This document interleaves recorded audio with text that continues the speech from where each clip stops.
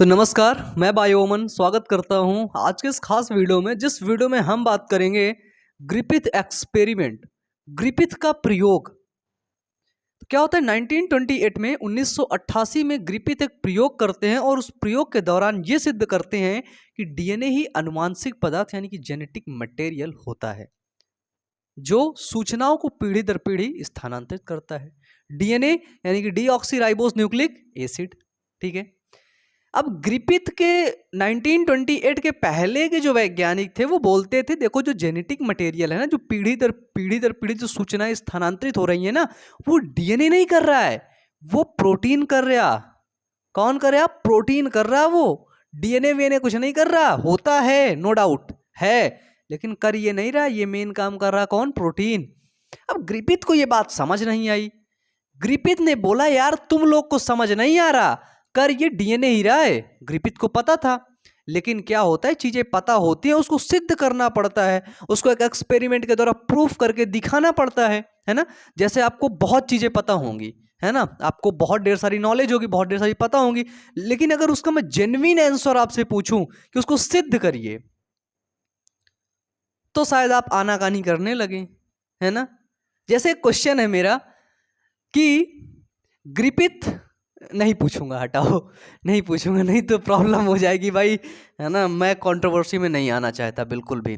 देखिए क्या होता है 1928 में ग्रिफिथ एक प्रयोग करते हैं। उस प्रयोग में ये करते, ग्रिफिथ घूम रहे थे तो उनको एक चूहा दिखता है, तो चूहा उठा लाते हैं, बोलते चलो भाई हमको एक माइस मिल गया, एक चूहा मिल गया है और इसी पर अब हम एक्सपेरिमेंट करते हैं। ठीक है, तो ग्रिफिथ के पास एक बैक्टीरिया था जो न्यूमोनिया रोग उत्पन्न करता था।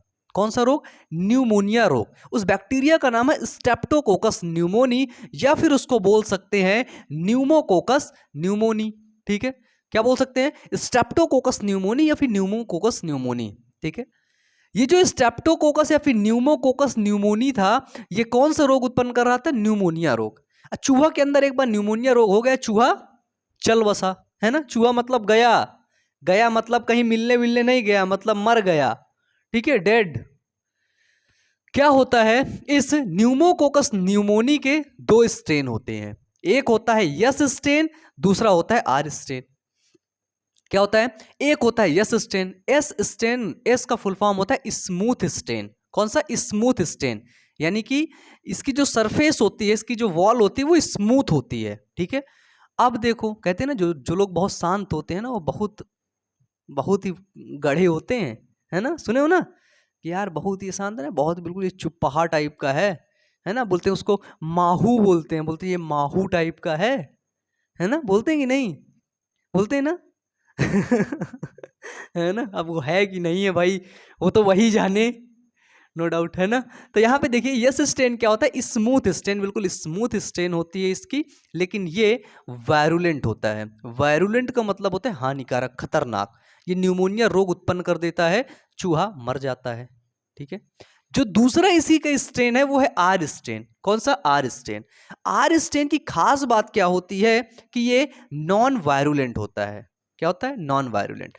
आर का फुल फॉर्म होता है रफ। ठीक है, तो रफ स्ट्रेन क्या होता है? नॉन वायरुलेंट होता है। और यस स्ट्रेन क्या होता है दोस्तों? वायरुलेंट होता है। दो चीजें समझ आई? बताओ, दो चीजें समझ आई कि नहीं? मैंने एस स्ट्रेन को रेड से रखा और आर स्ट्रेन को मैंने ब्लैक से रखा।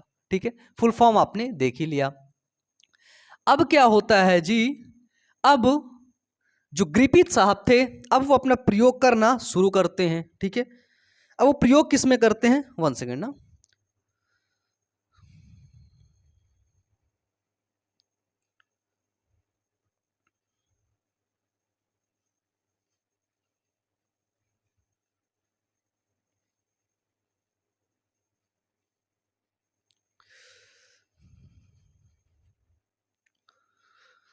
Sorry for disturbing.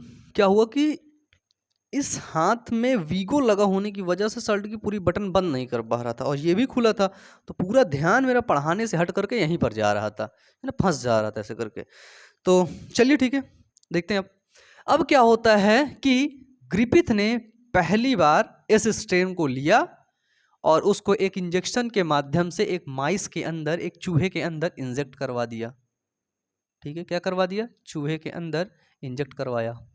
तो जब एस स्टेन को करवाया, एस स्टेन क्या था, हानिकारक था, तो चूहे के अंदर क्या हुआ दोस्तों, न्यूमोनिया रोग उत्पन्न हो गया और चूहा मर गया। क्यों? क्योंकि जो एस स्टेन था वो वायरुलेंट था, वायरुलेंट था, चूहा मर गया। ठीक है, स्वाभाविक बात है भाई, मर जाएगा चूहा।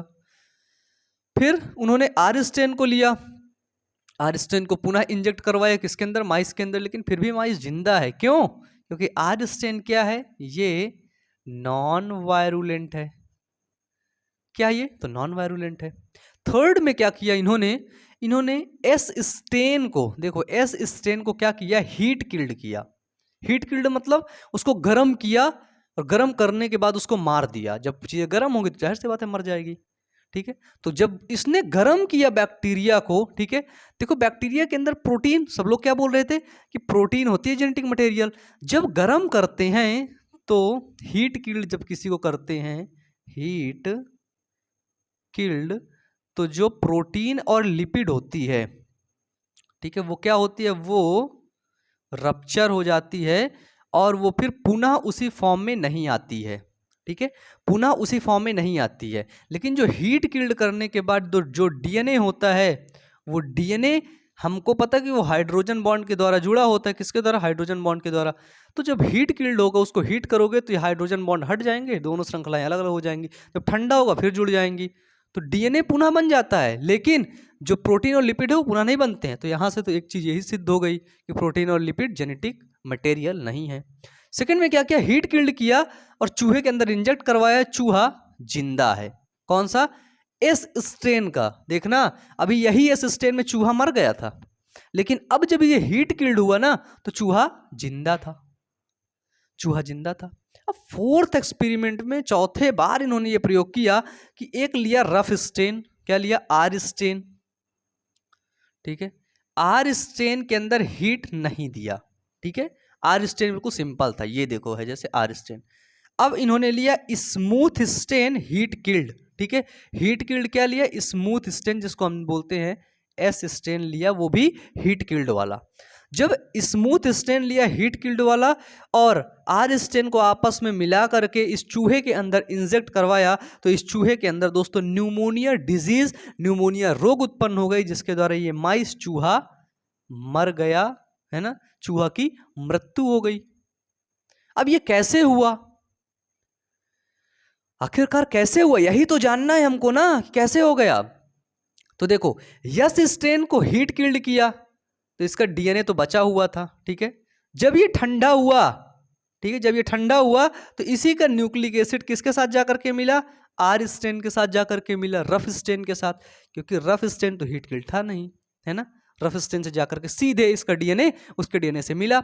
जब उसके डीएनए से मिला तो यहां पर क्या क्रिया हुई, यहां पर हुई ट्रांसक्रिप्शन की क्रिया। ठीक है, ट्रांसक्रिप्शन के बाद क्या होता है, एमआरएनए, मैसेंजर आरएनए को सूचना जाती है और मैसेंजर आरएनए धीरे से क्या करता है, प्रोटीन बनाने का निर्माण कर देता है। तो जब ट्रांसक्रिप्शन हुई, दोनों डीएनए आपस में मिला, एमआरएनए बना, प्रोटीन बनी, तो प्रोटीन बिल्कुल जहर वाली प्रोटीन बन गई, बिल्कुल पॉइजन बन गया, जिसके द्वारा क्या हो गया, न्यूमोनिया रोग उत्पन्न हो गया और चूहे की मौत हो गई, है ना। क्योंकि प्रोटीन और लिपिड तो रप्चर हो गया, फिर वो पुनः फॉर्म में नहीं आएगा। जैसे दूध से बन जाता है पनीर, ठीक है, दूध से बन जाता है पनीर, और पनीर से तुम दूध नहीं बना सकते हो अब, है ना। दूध से पनीर बना लिए, लेकिन पनीर से दूध नहीं बना पाओगे। इसी तरह होता है, प्रोटीन और लिपिड्स जब एक बार टूट जाते हैं ना तो फिर वो पुनः नहीं बन पाते हैं। लेकिन डीएनए क्या होता है, जेनेटिक मटेरियल जो डीएनए होता है वो एक बार टूट जाता है तो फिर से वो उसी फॉर्म में आ जाता है। इसीलिए यहाँ पर ये डीएनए के द्वारा ही चेंजेस हुए, एमआरएनए आया, एमआरएनए प्रोटीन बनाया, जिसके द्वारा न्यूमोनिया रोग हो गया और चूहा, वो माइस मर गया। ठीक है, तो इसके द्वारा क्या हुआ, इसके द्वारा ग्रिफिथ ने सिद्ध कर दिया कि डीएनए ही अनुवांशिक पदार्थ होता है। ठीक है, ये चीजें आपके पास यहाँ पर थी, इतना ही समझना था किसमें का, ग्रिफिथ एक्सपेरिमेंट में। मुझे उम्मीद है सारे डाउट आपके क्लियर हुए होंगे, आपको अच्छे तरीके से समझ आया होगा। तो आज की क्लास यहीं तक। वीडियो कैसा लगा नीचे कमेंट बॉक्स में एक बार कमेंट करके आप सभी लोग जरूर बताइएगा। Wish you all the best, thank you.